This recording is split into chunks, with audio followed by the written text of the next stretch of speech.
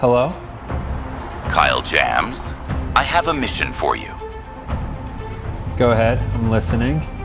We need you to go undercover at the Monarch Poker Room. Your goal, find the whales, crack the games, build the bankroll. And remember, if you get felted, we never spoke. Self-destructing in 3, 2, 1.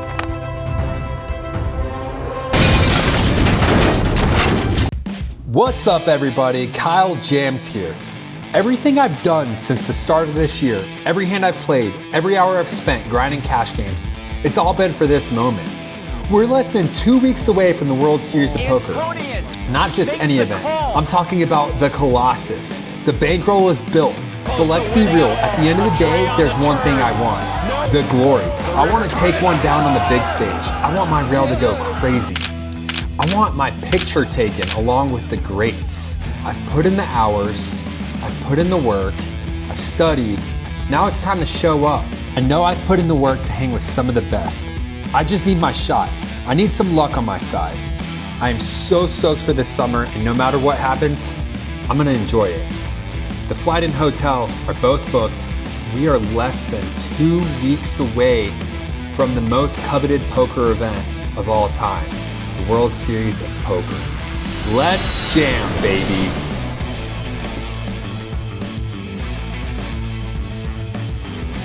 Here we are at the Monarch Poker Room in Black Hawk, Colorado, about an hour away from Denver, and we make the drive up here, and we're here on a Thursday starting to play at about 2 o'clock, and we ended up getting in a 5-hour session to 7, and of course, you know, we got to spin up the free play, see what we can make happen, and you know, we go rip a slot, and come on, big payout.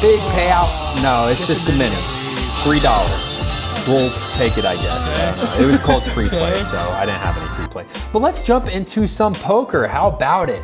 So first hand, we're gonna be sitting with a stack of about $305 after a few hands go by and we make some money, but nothing to really talk about. So we pick up King Jack off in the cutoff, and we are immediately 3-bet to $50, and this is just gonna be an easy fold for us here, and we're gonna let this one go and move on to the next hand. And what do you know? We pick up pocket queens in the big blind. Love to see it. We're gonna raise this one up to $20 after there was about, I wanna say 3 to 4 limpers or so. Well, unfortunately, we can't get any action with our pocket queens, but we have ace-9 off in the big blind. One person is gonna raise it to $12, and he is in the under the gun 1 position here. So we make the call with ace-9 off as we are heads up, and we go to a flop of 9-10-4, flopping middle pair here. Easy check for us, and as he checks things over too, we are feeling very strong as we don't think he's trapping anything here, and the turn comes the 2 of diamonds. So now he bets $15, and this is a great card for me to see as I'm gonna also make the call here. I think he bets a 10 on the flop, and on the river, it's the 5 of clubs. So now ace-3 will make the straight here, and that's definitely a possibility. Ace-3 suited could be in his range here. And he bets out for $20, and it looks like the picture is frozen, but I'm just holding still, trying to decide what I'm gonna do here. And I just decide to flick in the call as I don't see a reason to fold. And we're gonna win this hand. He had the weaker 9, as I believe he has Jack-9 suited, maybe is what he had, but I know we had him outkicked. So we take that one, and now stack size is a little over 40 bucks here, and we pick up 9-10 suited, and I mean, who doesn't, but I love to just get up early in the cash session, and it just makes me feel like I play so much better. And there's a limper, and we raise things up to $15 with 9-10 suited, and we're gonna be punished as a player 2 positions away is going to raise things up to about $45 or $40. And you know, I can definitely make this call sometimes, but here I decide not to. I decide to just let it go. And here we pick up pocket kings. So we lose a little bit from that last hand, and the 7 of clubs is exposed. We raise things up first to $10. So we're gonna go to a flop, and it's gonna be 3 ways to a flop. And hopefully it is favorable for us. And it's actually more than 3 ways, but it comes in monotone 5, 7, 8, all spades, so not great. I don't even hold a spade in my hand. If I have the king of spades, I feel, much better, but I'm just gonna check this one. This just was not the flop I was ready to see, but the turn comes a board pairing 7. So now we pick up 2 outs if we can hit a boat on the river. I still think that is possible. We're ahead. Someone would have probably let out unless someone just flopped a straight flush, which would be absolutely insane. But it checks around to me and I decide to bet here for $20. And we're gonna get 1 caller and we go to the river that is a 5 of clubs. So there's 2 5s, 2 7s out there. There's boats out there, there's straight flush, just a whole lot.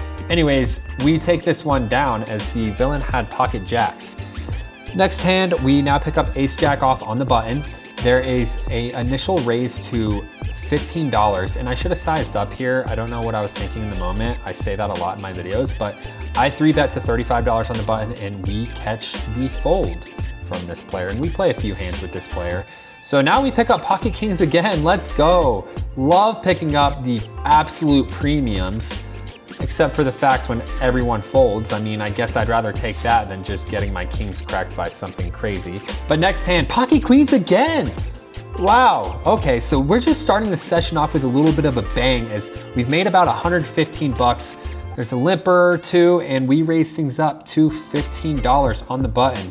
We're gonna get a call and we're gonna get another call from the initial limper. So we're going 3 ways to a flop with $48 in the middle. And the flop is going to come 2, 4, 8, 2 clubs. I mean, we are still feeling very solid with this hand, obviously, and we're gonna lead out for $20 here in 248.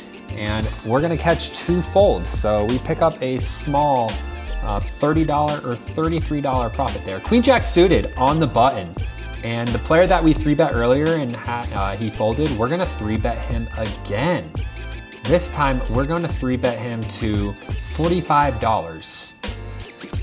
And I believe he raised things up to $10. I don't recall, but we raised to $45, $74 in the middle here.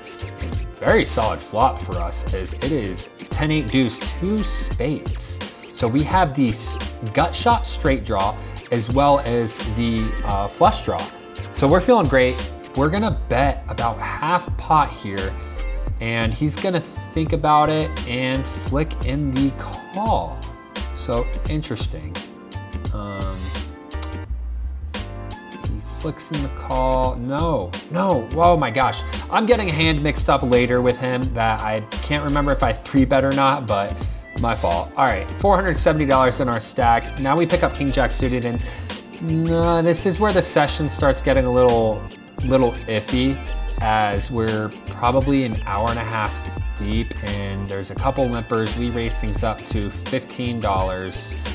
The big blind is gonna come along and we're gonna go to a flop that comes really nice for us, but we'll see what happens here as it becomes 10-9 jack, 2 diamonds. So we flop top pair, there is straights out there, but we also have the straight flush out there, which the queen of diamonds would give us the straight flush. So we bet and we're gonna get 1 caller here. We're gonna go to a turn. We're just really hoping for a good turn, and it is not a good turn at all. It's the 2 of clubs. I mean, we still have top pair, but what is this other player who limped in and then called our $15 raise? What is she playing with here? Well, on the turn, we're gonna decide what bet sizing to go with. There is a high hand promotion, so we really do wanna hit that high hand. We only have a gut shot to that high hand. So, I mean, the chances of that happening, just the 1 out to that hourly high hand, just not gonna happen. Anyways, ace of hearts comes on the river, so not a good card for us at all, as she was in the smaller big blind, or sorry, she was under the gun, and she decides to just instant jam for $33. And I know she hit her ace, right? She has 2 pair here or better, or, I don't know. But I have to make the call, $33 to win 240, but we make the crying call, and sure enough, she turns over ace queen, and she had the queen of diamonds. And I mean, she hits the 2 outer there on the river because a ace of diamonds would have given me the flush. So a little frustrated with how that hand ended up playing out. I should have just jammed turn, but it is what it is. Gotta learn. I should have realized how much was left in our stack. But moving on to the next hand where we pick up Queen 10 suited under the gun, we raise things up and the flop pairs the board, but there are 2 hearts out there, and we go to a turn of ace of clubs, and we just decided to bet $10 on the flop there. He checks it over to us as he is either in the smaller big blind, and we decide to bet $25 into the $43 already in the middle. Well, he thinks things through for a second, and there's now 2 clubs out there as well, and he's gonna fold. So, you know, we still have the amount of money that we bought in for, but we lose some with some non really fun reviewed hands. But we pick up ace 10 off in middle position, and there's an aggressive player in seat number 8 who just joined the table recently, and he's going to 3-bet to $55 with ace 10 off. I'm just gonna fold here. Maybe I could get tricky and 4-bet there, but I decided just not to. Ace 10 suited, lots of limpers, I believe 4 or 5 limpers. We raise things up to about $25, catch some folds. And now we have about $280 in our stack, so we're still doing okay. And we pick up Queen 10 off, and it gets to us, and we're in the cutoff, so we're gonna raise things up to $10, and the button flats, and the flop comes ace jack 9 all spades. So we have a straight draw along with a flush draw. So we actually have the open-ended straight draw. So we like this flop a lot, and he calls our $10 bet, and the turn comes the 4 of diamonds, not the card we wanted to see. So we still have a good bit of equity here, and you know, maybe he's chasing a spade, and when the spade doesn't come, he decides to just give up. Well, we bet $25 here, and he jams for 105. Oh, I try to do the math in my head. I think I have like 34% equity here. So to call another $80, it's so close. It's so close, but we decided to make the call. Please comment down below what you guys would have done in this situation. I thought about it all the way on the ride home. That's just gonna happen. That's poker. But let's just hit the river here. How about that? Let's hit the river. If we hit the river, then no harm, no foul. And here he comes. 7 of clubs. No, we cannot get there. And he has 2 pair for jack 9 as he flopped it. And oh well, it happens. I mean, I was the underdog there. So I can't be upset about that one. But that's the last hand that we're gonna go over. We cash out for $158, so we ended up losing about $142. Anyways, thanks for watching, guys. Please comment, please hit the like and subscribe button. Can't wait for the WSOP. I'm ready to just absolutely get so much content out there. Once again, thanks, guys. Take care.